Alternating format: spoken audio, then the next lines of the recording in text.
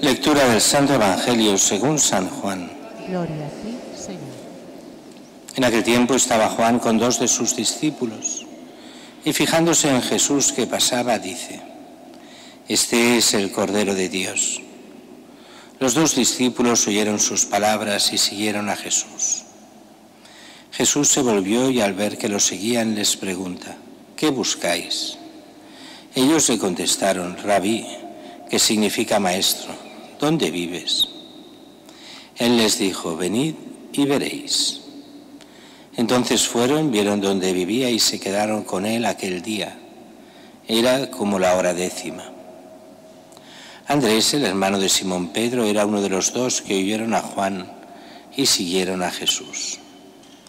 Encuentra primero a su hermano Simón y le dice: hemos encontrado al Mesías, que significa Cristo. Y lo llevó a Jesús. Jesús se lo quedó mirando y le dijo: tú eres Simón, el hijo de Juan. Tú te llamarás Cefas, que se traduce Pedro. Palabra del Señor. Gloria a ti, Señor Jesús.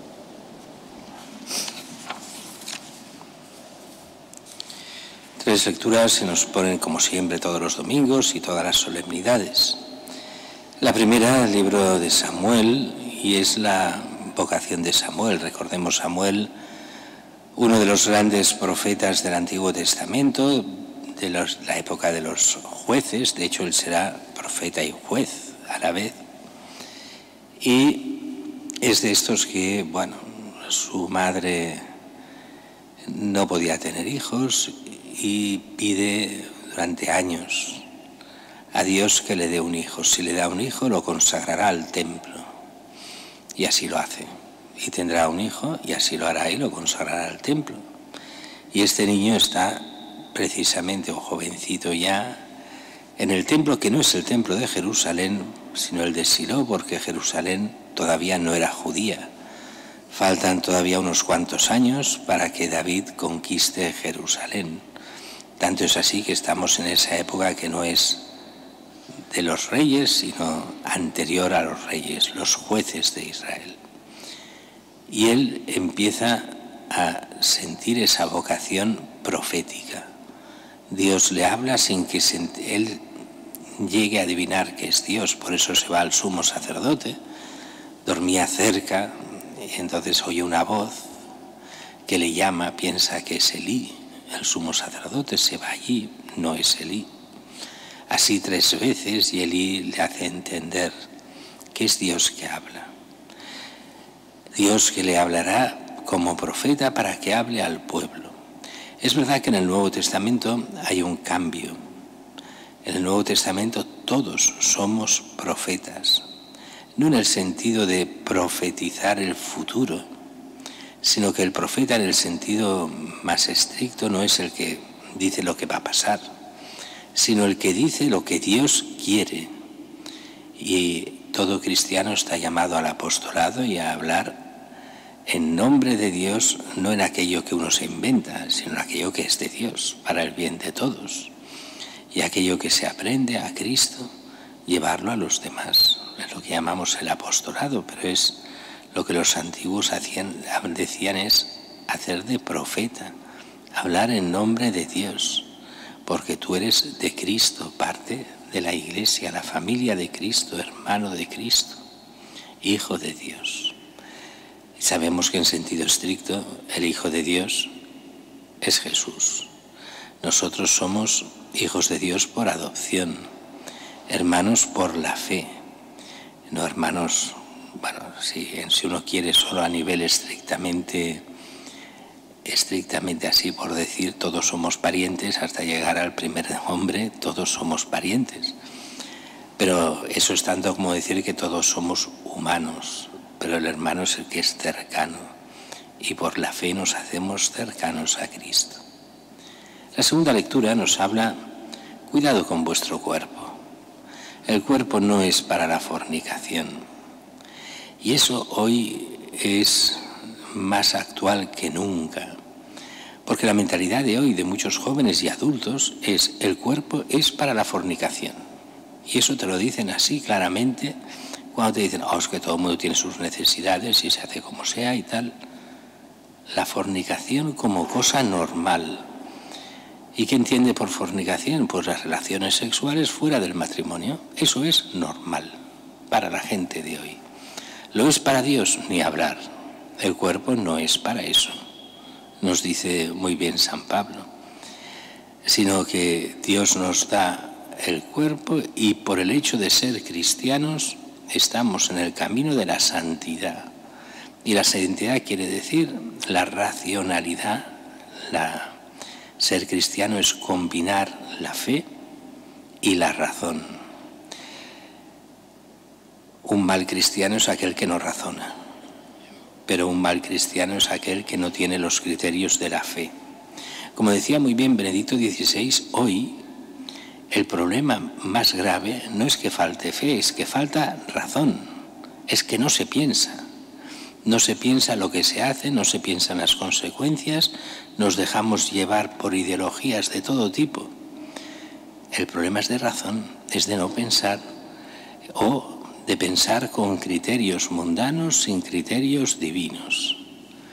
Por eso el cristiano es aquel que ha de pensar, se ha de formar, y esa formación ha de ser la formación en la fe que nos dé y darnos cuenta de que muchas cosas que la gente considera normales hoy en día no lo son, y que hemos de buscar realmente la voluntad de Dios también en nuestro cuerpo, en la santidad que nos pide a todos. Esa mentalidad que la santidad es para curas y monjas y entonces no para nosotros hace un daño inmenso. Los fieles, todos y cada uno, tienen como vocación la santidad porque tienen como vocación llegar al cielo. Si no tienen como vocación la santidad, quiere decir que tienen como vocación irse al infierno. Quien quiera irse al infierno sabe el camino, pero el que hemos de predicar es el del cielo, no el del infierno. Por eso muchos dicen, bueno, el infierno, Dios es bueno. Sí, claro que Dios es bueno, pero no es tonto. Y la gente trata a Dios como el abuelito con Alzheimer. Pues no, no es el abuelito con Alzheimer. Es aquel que ama y porque ama de todo corazón quiere tu bien y que te santifiques para poder llegar al cielo y estar con Dios siempre. Y en una felicidad ininteligible aquí, porque supera todo lo que podemos llegar a imaginar. Por eso hemos de estar muy atentos en qué moral creemos. La de Cristo, la del Evangelio, la de San Pablo, que es la misma, las tres.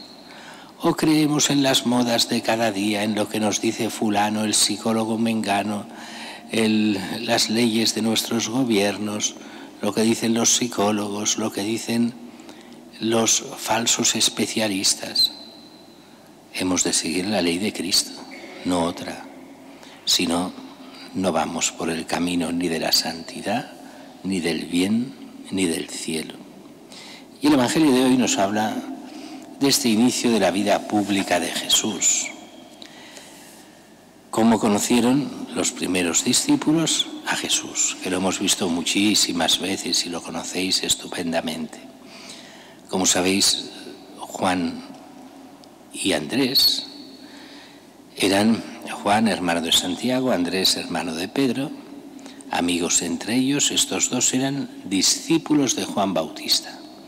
Se habían ido a bautizar con Juan Bautista, los seguían, y un día van justo el día después del bautizo de Jesús. Y llegan allí, dice que van con Juan, y en ese momento pasa Jesús por delante. Y Juan les dice, este es el Cordero de Dios. Lo entienden al vuelo. El Cordero, en la mentalidad judía, es el que se sacrificaba para el perdón de los pecados. Este es el Cordero de Dios, decimos nosotros, que lleva sobre sí, que carga sobre sí, y así nos salva el pecado del mundo. Los dos discípulos oyen sus palabras. ¿Y qué hacen? Dejar a Juan, claro, si Juan era solo el mensajero, ir al que es la palabra, y se van a Jesús. Primera pregunta de Jesús, ¿qué buscáis? Ellos le contestaron: Rabí, maestro, ¿dónde vives? Y les dijo: venid y veréis. Y dice que fueron, vieron dónde vivía, se quedaron con él aquel día.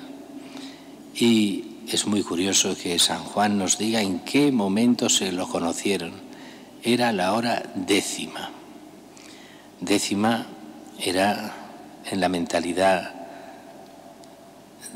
antigua que el día decimos la luz, el día de luz. Tenía 12 horas, la noche 12 horas. Cuando el sol estaba en lo más alto era en la hora sexta, media tarde hora nona, media mañana hora tercia, y hora 10 quería decir poco después del mediodía, pero no era media tarde, antes de la media tarde, pero después del mediodía, hora 10. Y dice que lo conocieron a Jesús en ese momento, en la hora 10. Andrés, el hermano de Simón Pedro, era uno de los dos que oyeron a Juan y siguieron a Jesús. ¿Qué han hecho? Conocer a Jesús, estar con él aquel día. Pues lo que hacen es volver a Galilea, esto es Judea, vuelven a Galilea, anuncian Juan a Santiago, Andrés a Pedro: hemos conocido el Mesías, que es el Cristo. Y lo llevan a Jesús, es el apostolado, llevar a Cristo. El apostolado no es solo convencer de ideas, es llevar a Cristo. Cristo es el único Señor, el único Salvador. Cristo es el único que perdona. Sí, lo hará por medio de la Iglesia, por medio de los sacerdotes, de los obispos, pero es Cristo el único que nos interesa. No nos hemos de convertir a un cura o a un obispo o a un papa, sino convertirnos siempre a Cristo, que habla por su Iglesia, pero es Cristo el centro de cada cristiano. Así lo llevan a Jesús, se quedan admirándolo, y de Pedro dice: tú eres Simón, el hijo de Juan, tú te llamarás Cefas, que se traduce Pedro. Cada uno de nosotros de forma diferente, cada cual a su estilo, pero hemos de tener ese contacto con Cristo. Para algunos el primer contacto, para otros uno más adelante, al igual que Samuel, el primer contacto con Dios, después continuará.